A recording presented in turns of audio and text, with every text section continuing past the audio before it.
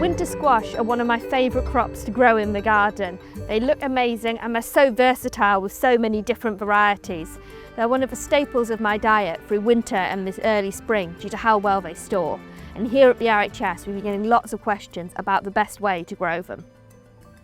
For the botanically minded, you might be interested in the distinction between squashes and pumpkins. Botanically, they're very similar. They're in the same genus, Cucurbita. We generally use the word pumpkin to refer to the round orange ones, the sort of thing you might carve into your pumpkins at Halloween. Squash is a more general term and can refer to winter or summer squashes. Your summer squashes you treat very much like you would a courgette. They've got that thin skin, you need to eat them quite soon after harvest, whereas your winter squashes come in a huge range of sizes, colours, shapes and develop a harder skin that will store and can be kept for many months. I would suggest that when you're sowing your squashes, you start them off inside. You can direct sow them outside once the risk of frost has passed, but to ensure you have a long enough season for the fruits to ripen, it's a good idea to start them inside, which I will normally do in early to mid-April. So sowing them into a little 9cm pot is good. We're reusing plastic pots we already have, but you can get coil pots or other biodegradable, environmentally friendly alternatives. So to sow the seed, I'm just going to fill this up with a nice mix of peat-free multi-purpose compost here, top it up nicely and smooth it off. So squash seeds are perfectly big enough to handle individually, as you can see. So I'm going to sow 2 seeds into this pot. That's to allow for one not germinating. If they both germinate, you can thin it out and leave the biggest one to grow on.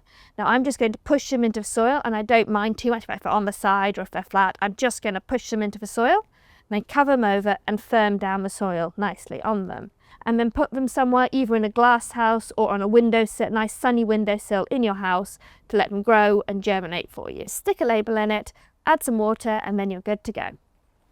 When it comes to planting out your squash, you're looking for a site that's got quite a bit of sun and also some nice rich soil, and they do like plenty of moisture, so do keep an eye on that with the watering. How much space they need will depend on what variety you've decided to go with.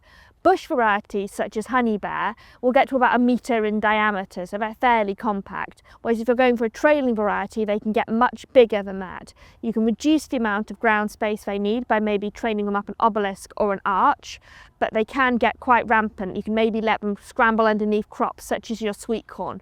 On my allotment I will plant every year some squashes into my compost heap, which is really rich, and there my crown prince can reach 5-6 metres in length. When harvesting squashes, some people will get them up and give them a tap, and they say that you're looking for a hollow sound.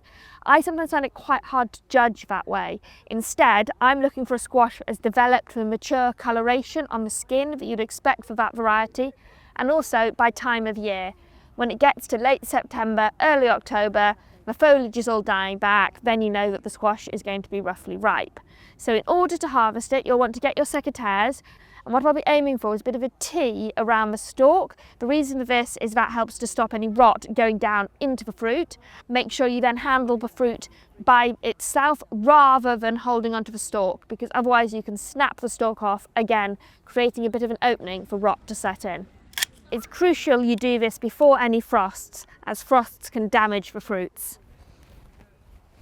Here we are in one of our glass houses at Wisley. All of these squashes have been harvested, but in order to store them over the winter months, what we're doing now is we're letting the skins cure. This is a process that helps to enable you to store the squashes for longer.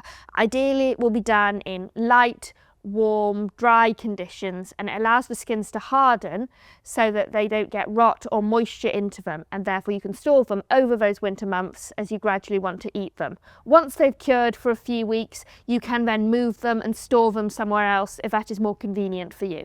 If you don't have a glass house in which to let your squashes store, which I don't on my allotment at home, you don't have to put them in a glass house.